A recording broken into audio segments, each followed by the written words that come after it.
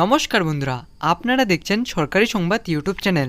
বন্ধুরা, আপনি যদি গরিব ও খেটে খাওয়া মানুষ হয়ে থাকেন, আপনার কাছে যদি একটি ব্যাংকের অ্যাকাউন্ট বানানো থাকে ও আপনার পরিবারের সবারই যদি ব্যাংকের অ্যাকাউন্ট বানানো থাকে, আর আপনি যদি ৩,০০০ টাকা সরাসরি আপনার ব্যাংক অ্যাকাউন্টে পেতে চান, তাহলে বন্ধুরা আপনাদের জন্য রয়েছে একটি বিরাট সুখবর।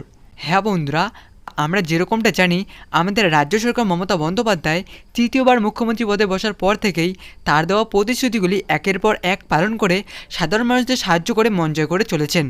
যেমন বন্ধুরা, মেয়েদের জন্য কন্যাশ্রী, রূপশ্রী, যুবশ্রী, সেবাসখী প্রকল্প থেকে শুরু করে লক্ষ্মীর ভাণ্ডার প্রকল্প।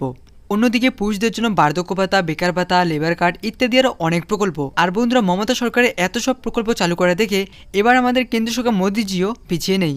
তিনিও সাধারণ মানুষদের মন জয় করার জন্য একটি নতুন প্রকল্প চালু করলেন। আর বন্ধুরা, এই নতুন প্রকল্পে আপনারা আবেদন করলেই ৩,০০০ টাকা সরাসরি আপনার ব্যাঙ্ক অ্যাকাউন্টে পেয়ে যাবেন। তো বন্ধুরা, কীভাবে আপনারা এই নতুন প্রকল্পে আবেদন করবেন এবং কী করলে এবং কিভাবে আবেদন করলে ৩,০০০ টাকা সরাসরি আপনার ব্যাঙ্ক অ্যাকাউন্টে পেয়ে যাবেন, এ বিষয়ে দেখুন বন্ধুরা, হেডলাইনে পরিষ্কারভাবে বলা হচ্ছে।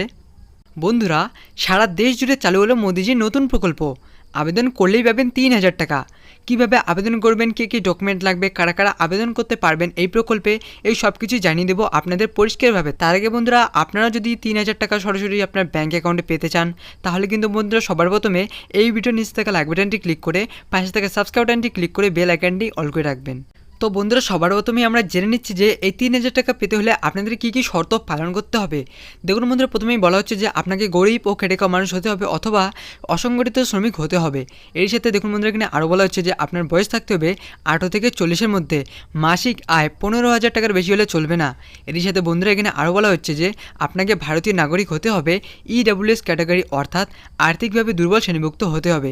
যে সমস্ত ব্যক্তিরা ইনকাম ট্যাক্স দিয়ে থাকেন এবং EPFO, NPS বা ESIC এর সদস্য, তারা এই ৩,০০০ টাকার সুবিধাটি পাবেন না। তো বন্ধুরা, কথাটি হচ্ছে যে আপনাদের আবেদন করতে কী কী ডকুমেন্ট লাগবে। এখন এখানে বলা হচ্ছে যে সেভিংস ব্যাঙ্ক অ্যাকাউন্ট বা জনধন অ্যাকাউন্ট, আধার কার্ড আর মোবাইল নাম্বার লাগবে। তো বন্ধুরা, এবার সবথেকে বড় কথাটি হচ্ছে যে আপনারা কীভাবে এবং কোথায় গিয়ে আবেদন করবেন। তো বন্ধুরা, কেন্দ্র সরকারের এই ৩,০০০ টাকার সুবিধা নিতে হলে আপনাকে অনলাইন মাধ্যমে আবেদন করতে হবে। যে অফিসিয়াল ওয়েবসাইটে গিয়ে আপনাকে আবেদন করতে হবে সেটা হলো মানধন.in।